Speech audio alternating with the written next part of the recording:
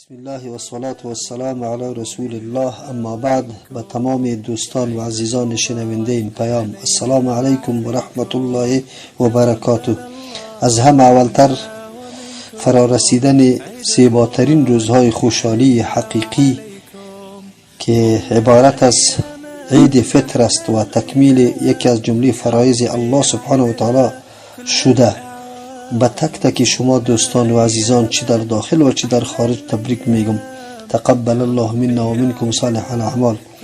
از الله سبحانه و تعالی مسئلت دارم که روزهای پربرکت را مملو از سرور و خوشی در پهلوی خانواده های محترم و دوستان صمیمیتان سپری نمود و توفیق او اعمال را الله سبحانه و تعالی نصیب ما و شما بگردانه که سبب حصول رضامندی او میگرده.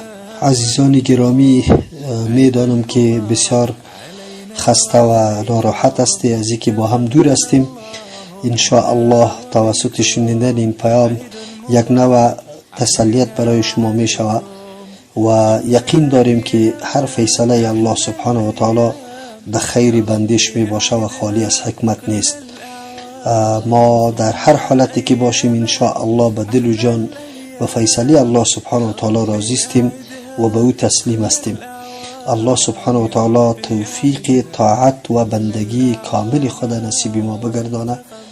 روزای خوش و پربرکت براتان از الله سبحانه و تعالی خواهان هستم.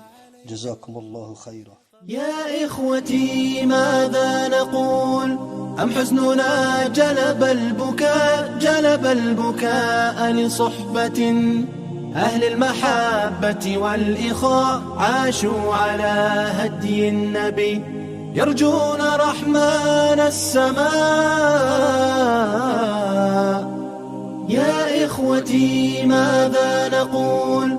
أم حزننا جلب البكاء لصحبة أهل المحبة والإخاء عاشوا على هدي النبي يرجون رحمن السماء.